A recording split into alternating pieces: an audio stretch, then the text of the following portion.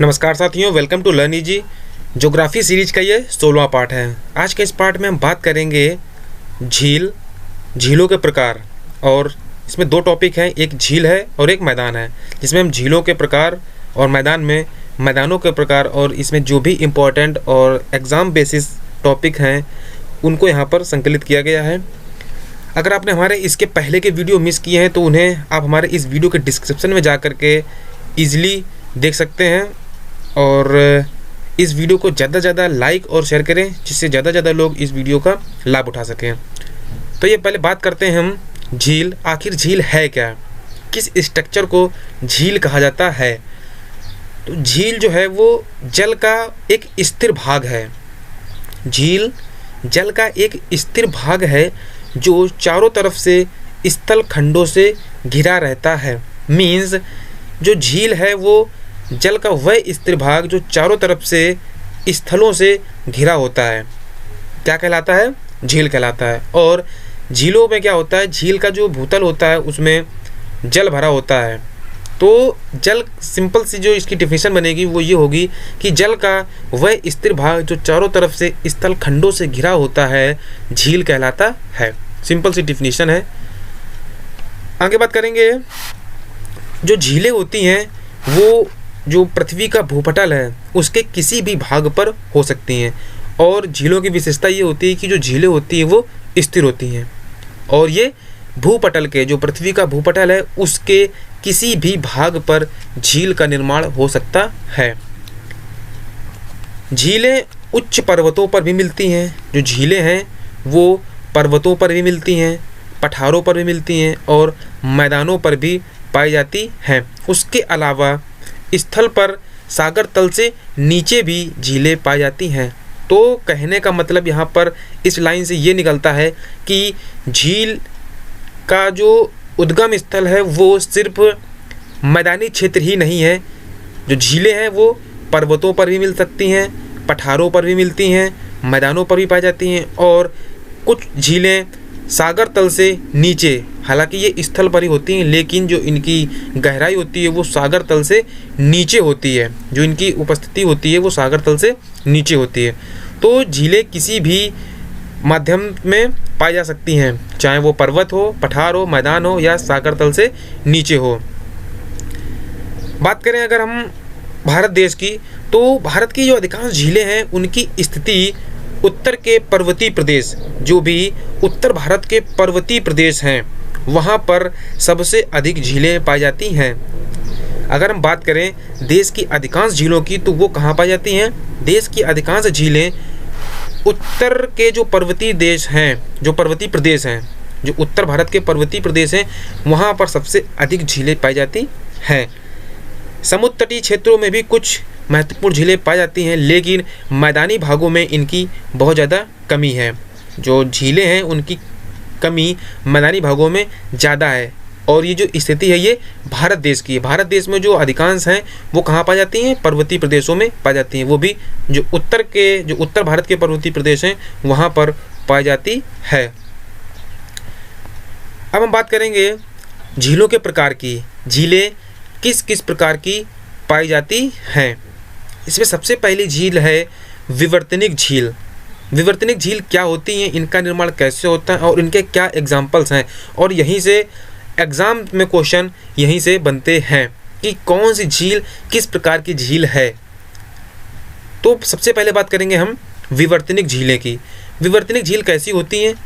भूगर्भिक हलचलों के कारण निर्मित झीलों को विवर्तनिक झीलों के अंतर्गत रखा जाता है। ऐसी झील जिनका निर्माण भूगर्भ में हुई हलचलों के कारण होता है तो ऐसी झील विवर्तनिक झील कहलाती हैं। मतलब जो हमारी पृथ्वी है उसका जो भूगर्भ है, जो पृथ्वी का अंदरूनी भाग है, उसमें जब हलचल होती है तो उस हलचल के कारण जो भी झील का निर्माण होता है तो ऐसी झील विवर्तनिक झील कहलाती है। और भारत में जो इनके एग्जाम्पल्स हैं वो ये हैं कश्मीर की वूलर झील और कुमायूं हिमालय, जो हिमालय श्रृंखला है उसमें जो कुमायूं में जो झील स्थित है वो झीलें विवर्तनिक प्रकार की झीलें हैं। तो अगर एग्जाम्स में क्वेश्चन ये पूछते हैं कि वूलर झील, जो कश्मीर की वूलर झील है वो किस प्रकार की झील है, तो जो वूलर झील है वो विवर्तनिक टाइप की झील है। जो इस झील का प्रकार है वो कैसा है? विवर्तनिक झील है। उसके अलावा हिमालय का जो कुमायूं क्षेत्र है वहाँ पर जो भी झीलें स्थित हैं वो भी विवर्तनिक प्रकार की झील हैं। नेक्स्ट है क्रेटर झील या ज्वालामुखी क्रिया से निर्मित झील। इसके नाम से ही पता चल रहा है कि ऐसी झीलों का निर्माण ज्वालामुखी क्रिया से उत्पन्न हुआ होगा। और उसके अलावा क्रेटर झील, तो क्रेटर क्या होता है? क्रेटर जो ज्वालामुखी का मुख होता है और उसमें पानी भर जाता है, तो ऐसा जो निर्माण होता है वो क्रेटर झील कहलाता है। सिंपल सी डिफिनीशन है इसकी, क्रेटरों में जल भर जाने से ऐसी झीलों की उत्पत्ति होती है। जो भी निष्क्रिय ज्वालामुखी हैं उनके क्रेटरों में जल भर जाता है और जल भर जाने से ही ऐसी झीलों का निर्माण होता है। तो क्रेटर झीलों या ज्वालामुखी झीलों का जो प्रमुख उदाहरण है वो है महाराष्ट्र की लोनार झील। जो ये झील है लोनार झील, ये किस ज़िले में स्थित है? तो ये बुलढाणा ज़िले में स्थित है और ये महाराष्ट्र राज्य में पड़ता है। तो महाराष्ट्र राज्य के बुलढाणा ज़िले में लोनार झील स्थित है, जो कि क्रेटर झील का एक महत्वपूर्ण उदाहरण है। उसके अलावा जो अफ्रीका की विक्टोरिया झील है ये भी क्रेटर झील या ज्वालामुखी क्रिया द्वारा निर्मित झील है। इसका क्वेश्चन इस प्रकार से बन सकता है कि जो लोनार झील है वो किस प्रकार की झील है, या फिर अगर क्रेटर झील का कोई एक महत्वपूर्ण उदाहरण बताइए तो उसका जो उदाहरण होगा वो लोनार झील होगा, जो कि महाराष्ट्र राज्य में स्थित है। नेक्स्ट है हमारा लैगून या अनूप झील। लैगून झीलों का जो उदाहरण है वो है चिल्का झील उड़ीसा, पुलिकट झील आंध्र प्रदेश और कोलेरू झील, ये भी आंध्र प्रदेश में ही पड़ता है। तो जो चिल्का झील है वो किस प्रकार के झील का उदाहरण है? चिल्का झील जो है वो लैगून झील का उदाहरण है। पुलिकट झील आंध्र प्रदेश और कोलेरू झील ये भी लैगून या अनूप प्रकार की झीलें कहलाती हैं। जिसमें से चिल्का जो है इसको एग्जाम्स में पूछा गया है कि जो लैगून झील का एक महत्वपूर्ण उदाहरण या फिर चिल्का झील किस प्रकार की झील है। वहाँ पर आपके पास ऑप्शन होंगे विवर्तनिक झील, क्रेटर झील, लैगून झील, तो वहाँ पर आपका ऑप्शन होगा लैगून झील। जो चिल्का झील है वो लैगून झील का उदाहरण है। उसके बाद नेक्स्ट है वायु द्वारा निर्मित झील। ऐसी झील जिनका निर्माण वायु के द्वारा जो रेत या मिट्टी को हटाया जाता है वहाँ पर फिर उसके बाद उसमें जल भर जाता है, तो ऐसी जो झीलें होती हैं उनका निर्माण वायु द्वारा निर्मित होती हैं। तो ऐसी झीलों का जो उदाहरण है वो राजस्थान की सांभर झील, डिंडवाना, पंचभद्रा और लुनकर नशर झील, ये जो झीलें हैं ये वायु द्वारा निर्मित हैं और इनमें से अधिकांश जो झीलें हैं ये राजस्थान में ही पाई जाती है, क्योंकि राजस्थान एक मरुस्थलीय क्षेत्र है और उसमें हवा के द्वारा जो रेत है वो एक स्थान से दूसरे स्थान पर जाती है, तो जो स्थान खाली जाता है और उसमें पानी भर जाता है तो ऐसी झीलों का निर्माण हो जाता है। तो राजस्थान के सांभर, डिंडवाना, पंचभद्रा और लूनकरनसर झील जो है वो वायु द्वारा निर्मित झीलों के उदाहरण हैं, जिसमें से राजस्थान की सांभर झील जो है वो एक महत्वपूर्ण उदाहरण है। उसके बाद नेक्स्ट है दरार घाटी झीलें। ऐसी झील जिनमें दरारों के जो बीच के भाग हैं उनमें जल भरने से ऐसी झीलों का निर्माण होता है। अगर हम बात करें इसकी डिफिनीशन की तो है धरातल की जब दो समांतर दरारें, जो धरातल पर जो दो दरारें पड़ती हैं उसमें जो धंसा हुआ भाग होता है उसमें जब जल भर जाता है तो ऐसी झीलों का निर्माण होता है। दरार झील का सबसे महत्वपूर्ण उदाहरण है इजराइल का मृत सागर, जो कि सबसे गहरी झील के श्रेणी के अंतर्गत आता है। जो इजराइल का मृत सागर है ये सबसे गहरी झील के अंतर्गत आता है। उसके बाद एक और प्रकार है खारे पानी की झील। ये संरचना के आधार पर था और ये जो खारे पानी की झील है ये पानी की क्वालिटी के अकॉर्डिंग झील का निर्माण कैसे होता है। जो इसके पहले जो हमने पढ़ी हैं ये झीलें संरचना के आधार पर हैं, उनकी प्रकृति के आधार पर, लेकिन ये पानी की क्वालिटी के आधार पर है, जो कि एक खारे पानी की झील होती है और एक मीठे पानी की झील होती है। तो इसमें हम बात कर रहे हैं अभी खारे पानी की झील। खारे पानी की झील क्या होता है? ऐसी झीलें जिनमें बाहर से पानी आकर मिलता है लेकिन बाहर निकल नहीं पाता है, तो वे प्रायः खारे जल की झील कहलाती हैं। ऐसा इसलिए होता है क्योंकि इन झीलों में जो खारे पानी की झील है इसमें पानी बाहर से तो आता है लेकिन इसमें पानी बाहर नहीं निकल पाता है और वाष्पीकरण के द्वारा पानी तो उड़ जाता है, लेकिन उसमें जो लवण होते हैं, जो उसमें साल्टनेस होती है, वो वहीं पर ठहर जाती है और इस प्रकार से ऐसी झीलों का, जो खारे पानी की झील है, इनके जो साल्टनेस है, जो उसकी लवणता है, वो बढ़ती जाती है। तो जिन झीलों से पानी निकासी नहीं हो पाती और उसमें पानी आने का साधन होता है लेकिन निकलने का साधन नहीं होता है, तो ऐसी झीलें खारे पानी की झील कहलाती हैं। इसका सबसे जो महत्वपूर्ण उदाहरण है वो है कैस्पियन सागर। जो कैस्पियन सागर है वो विश्व की सबसे बड़ी खारे पानी की झील है और ये सबसे बड़ी झील भी है। अगर हम इसको दोनों कंडीशन मिले तो सबसे बड़ी झील भी है और खारे पानी की भी सबसे बड़ी झील कैस्पियन सागर ही है। तो यहाँ पर पता चला कैसे खारे पानी झील का निर्माण होता है। अब हम बात करेंगे झीलों से संबंधित महत्वपूर्ण तथ्य। कुछ ऐसे तथ्य जो झीलों से संबंधित हैं और बहुत ही महत्वपूर्ण हैं। इनमें सबसे पहला है, क्षेत्रफल की दृष्टि से जो विश्व की सबसे बड़ी और खारे पानी की सबसे बड़ी झील कौन सी है? कैस्पियन सागर। जो कैस्पियन सागर है वो क्षेत्रफल की दृष्टि से भी सबसे बड़ी, विश्व की सबसे बड़ी झील है और खारे पानी की भी सबसे बड़ी झील कैस्पियन सागर ही है।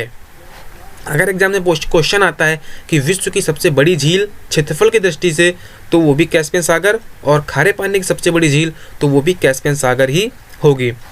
नेक्स्ट है, साइबेरिया की बैकाल झील विश्व की सबसे गहरी झील है। जो साइबेरिया की बैकाल झील है वो विश्व की सबसे गहरी झील है। जो गहराई है इसकी वो सबसे अधिक है। तो बैकाल झील की गहराई सबसे अधिक है और ये जो है साइबेरिया में पड़ती है। नेक्स्ट है, उत्तरी अमेरिका की सुपीरियर झील विश्व की सबसे बड़ी मीठे पानी की झील है। जो सुपीरियर झील है वो विश्व की सबसे बड़ी मीठे पानी की झील है और यह उत्तरी अमेरिका में स्थित है। इसका जो देश है वो भी याद रखना बहुत ज़रूरी है। उत्तरी अमेरिका में सुपीरियर झील पड़ती है। ये मीठे पानी की सबसे बड़ी झील है। और मीठे पानी की झील क्या होती है कि जिनमें पानी निकासी की सुविधा होती है, जिसमें पानी आता भी है और इसका पानी निकलता भी जाता है, तो ऐसी झील मीठे पानी की झील कहलाती है। और इसका सबसे बड़ा उदाहरण है सुपीरियर झील, जो कि विश्व की सबसे बड़ी मीठे पानी की झील है। अब बात करेंगे, तुर्की की वॉन झील विश्व की सबसे अधिक खारे पानी की झील है। जो खारेपन में सबसे अधिक खारेपन वाली झील है, जिसका पानी सबसे अधिक खारा है, तो ऐसी झील है वॉन झील, जो कि तुर्की में पड़ती है। तुर्की की जो वॉन झील है वो विश्व की सबसे अधिक खारे पानी वाली झील है और यहाँ की जो साल्टनेस है वो लगभग 338% है। जो इस झील की साल्टनेस है वो लगभग 338% है। उसके बाद नेक्स्ट है लोपनोर झील, जो कि चीन में स्थित है। लोपनोर झील यह चीन में स्थित है। इस झील की विशेषता यह है कि इसी झील में चीन ने अपना परमाणु परीक्षण किया था। जब चीन ने अपना प्रथम परमाणु परीक्षण किया था तो उसने लोपनोर झील में ही यह परीक्षण किया था। इस वजह से यह झील फेमस है। भारत की अगर बात करें तो भारत की सबसे ऊंची झील देवताल झील है, जो गढ़वाल हिमालय पर स्थित है। गढ़वाल हिमालय पर स्थित देवताल झील भारत की सबसे ऊंची झील है। मीन्स भारत की सबसे ऊंचाई पर स्थित झील कौन सी है? देवताल झील। ये भारत की सबसे अधिक ऊंचाई पर स्थित झील है। नेक्स्ट है मृत सागर, संसार की सबसे नीची झील है। ये सागर तल से, जो समुद्र तल है उससे सबसे अधिक नीचे स्थित है। तो मृत सागर संसार की सबसे नीचे स्थित झील है। नेक्स्ट है सबसे अधिक ऊंचाई पर स्थित झील। अगर हम बात करें विश्व में सबसे अधिक ऊंचाई पर जो झील स्थित है वो है टिटिकाका झील। जो टिटिकाका झील है वो विश्व में सबसे अधिक ऊंचाई पर स्थित झील है। अब हम बात करते हैं मैदानों की। अगला टॉपिक हमारा है मैदान। मैदान क्या होते हैं और कुछ स्पेशल मैदानों के प्रकार। मैदान क्या है? धरातल पर मिलने वाले अपेक्षाकृत समतल होने चाहिए और न्यून ढलान वाले जो क्षेत्र होते हैं वो हमारे मैदान कहलाते हैं। सिंपल डेफिनेशन ये है कि धरातल पर जो भी मिलने वाले समतल और न्यून ढाल वाले क्षेत्र हैं वो मैदान कहलाते हैं। मैदानों की विशेषता ये है कि ये समतल होते हैं और इनमें जो ढाल होती है वो न्यून होती है। उसके अलावा इनकी एक क्वालिटी ये है कि इस क्षेत्र में जो मैदानी क्षेत्र होते हैं, यहाँ पर आने पर नदियों की जो बहाव स्पीड है, जो उनका बहाव है, वो कम हो जाता है, क्योंकि यहाँ पर ढाल कम होती है। इस वजह से मैदानी क्षेत्रों में जो नदियाँ हैं वहाँ पर उनका जो वेग होता है, नदियों का प्रवाह होता है, वो धीमा हो जाता है। पृथ्वी के कुल क्षेत्रफल का 41% भाग पर मैदान फैला हुआ है। अगर हम बात करें मैदानों की, तो पृथ्वी का जो कुल क्षेत्रफल है उसका 41% भाग पर मैदान फैला हुआ है। तो जो मैदान का जो परसेंटेज है वो लगभग 41% है। 41% भाग पर मैदान फैले हुए हैं। कुछ मैदान ऐसे हैं जो समुद्र तल से नीचे भी हो सकते हैं, लेकिन इन कंडीशन को फॉलो करते हैं कि वहाँ पर समतल और जो ढाल है वो एकदम न्यून होती है। तो समुद्र तल से नीचे जो मैदान है उनका जो प्रमुख उदाहरण है वो नीदरलैंड का मैदान। जो नीदरलैंड का मैदान है वो समुद्र तल से नीचे स्थित मैदान है, लेकिन वो पहले वाली कंडीशन को फॉलो करता है, मीन्स वो समतल और न्यून ढाल वाले होते हैं। कुछ पठार ऐसे हैं, कुछ मैदान ऐसे हैं जो पठारों से भी ऊंचे हो सकते हैं। जैसा कि हम जानते हैं पठार जो है, कुछ पठार ऐसे हैं जो पर्वतों से ऊंचे होते हैं, लेकिन कुछ मैदान ऐसे हैं जो उन पठारों से भी ऊंचे हो सकते हैं। जैसे इसका जो सबसे महत्वपूर्ण एग्जांपल है वो है मिसिसिपी का पठार, जो कि मिसिसिपी का मैदान जो कि आपलेशियन पठार से भी ऊंचा है। जो ऐसा पठार है, जो मैदान है मिसिसिपी का मैदान, वो आपलेशियन पठार से भी ऊंचा है। तो मैदान की भी कोई कंडीशन नहीं है, ये समुद्र तल से नीचे हो सकते हैं और पठारों पहाड़ों से ऊंचे भी हो सकते हैं। इसका प्रमुख उदाहरण है मिसिसिपी का मैदान, जो कि आपलेशियन पठार या पर्वत से भी ऊंचा है। नेक्स्ट है मैदानों के प्रकार। अब हम जानेंगे मैदानों के प्रकार। मैदानों के प्रकार में सबसे पहला मैदान है तटीय मैदान। तटीय मैदान क्या होते हैं? ऐसे मैदान जो सागर तटों के निकट के मैदान होते हैं। सागर तटों के जो निकट स्थित मैदान होते हैं उनको तटीय मैदान कहा जाता है। इसके जो एग्जाम्पल्स हैं वो हैं फ्लोरिडा का मैदान और भारत के पूर्वी एवं पश्चिमी समुद्र तटीय मैदान। जो भारत के पूर्वी क्षेत्र और पश्चिमी क्षेत्र के जो मैदान हैं वो समुद्र तटीय मैदान कहलाते हैं, क्योंकि वो समुद्र के निकट स्थित हैं। तो समुद्र तटों के निकट स्थित मैदानों को तटीय मैदान कहा जाता है और भारत के पूर्वी और पश्चिमी मैदान इसी श्रेणी में आते हैं। इसके अलावा फ्लोरिडा का मैदान भी तटीय मैदान की श्रेणी में आता है। नेक्स्ट है अंतःस्थलीय मैदान। अंतःस्थलीय मैदान क्या होते हैं? महाद्वीपों के आंतरिक भाग में पाए जाने वाले मैदान को अंतःस्थलीय मैदान कहा जाता है। ऐसे मैदान जो महाद्वीपों के आंतरिक भाग में पाए जाते हैं, तो ऐसे मैदान अंतःस्थलीय मैदान कहलाते हैं। इसके एग्जाम्पल्स हैं उत्तरी अमेरिका एवं जो यूरोप के मैदान हैं वो अंतःस्थलीय मैदान में आते हैं। यहाँ पर ध्यान रखने वाली चीज़ है कि कौन से मैदान किस श्रेणी में आते हैं। उत्तरी अमेरिका का जो मैदान है वो एक अंतःस्थलीय मैदान है। उसके अलावा यूरोप का जो मैदान है वो भी एक अंतःस्थलीय मैदान है। अगर हम बात करें पूर्वी एवं पश्चिमी भारत के जो मैदान हैं वो किस मैदान की श्रेणी में आते हैं, तो वो तटीय मैदान की श्रेणी में आते हैं। ये एग्जाम्पल बहुत ही ज़रूरी हैं। नेक्स्ट है अपरदनात्मक मैदान। ऐसे मैदान, इनका निर्माण जो है वो नदियों के द्वारा होता है। इनके निर्माण में नदियों का बहुत ज़्यादा योगदान होता है। इनका निर्माण नदियों के द्वारा ही होता है और नदियों के द्वारा जो भी अपरदन और अपक्षय की क्रियाएं होती हैं उसके दौरान ही, उस क्रिया के बाद ही ऐसे मैदानों का निर्माण होता है। सिंपल सी बात, जो मैदानों के जो नदियों के द्वारा जो मिट्टी लाई जाती है वो बाढ़ के द्वारा इधर उधर फैल जाती है और जो भी क्षेत्र गड्ढे वाले होते हैं उनमें जा कर के वो भर जाते हैं और मैदानों का निर्माण होता है।